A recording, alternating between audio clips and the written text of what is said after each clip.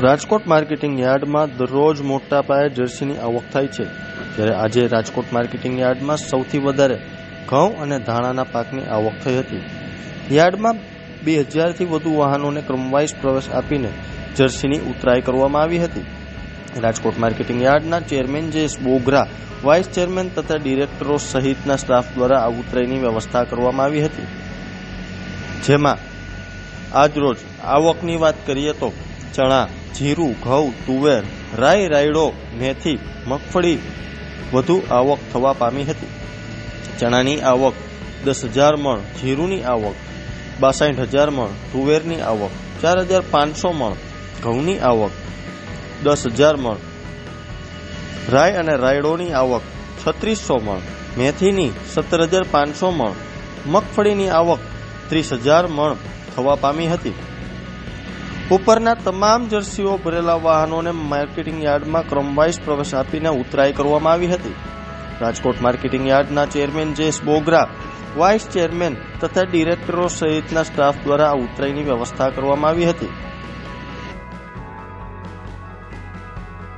ભાવની વાત કરીએ તો આજે રાજકોટ માર્કેટિંગ યાર્ડમાં 1 મણ જીરુના ભાવ 3525 થી 3960 રૂપિયા મળ્યા હતા.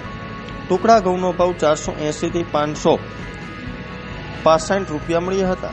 લોકવન ઘઉંના ભાવ 480 થી 514 રૂપિયા, તુવેરનો ભાવ 1075 થી 1418 રૂપિયા, કપાસનો ભાવ 1300 થી 1480 રૂપિયા, રાઈનો ભાવ 1000 થી 1270 રૂપિયા, મેથીનો ભાવ 850 થી 1290 રૂપિયા અને રાયડાનો ભાવ 950 થી 1050 રૂપિયા બોલાયો હતો. રાજકોટ માર્કેટિંગ યાર્ડમાં ગીરની ખાખડી કેસર કેરીનું આગમન થઈ ચૂક્યું છે. યાર્ડમાં આજે 56 ક્વિન્ટલ કાચી કેરીની આવક થઈ છે. કેરીના ભાવની વાત કરીએ તો 1000 થી 1200 રૂપિયા બોલાયો હતો. યાર્ડમાં લીંબુની આવક 315 ક્વિન્ટલ થઈ છે, પણ લીંબુના ભાવે ખટાશ પકડી હોય એવું લાગી રહ્યું છે. યાર્ડમાં અત્યારે ખેડૂતોને 1 મણ લીંબુના ભાવ 1200 થી 2600 રૂપિયા મળી રહ્યો છે. શાકભાજીની વાત કરીએ તો શાકભાજીમાં સૌથી વધારે આવક બટેટાની અને ટમેટાની જોવા મળી રહી છે.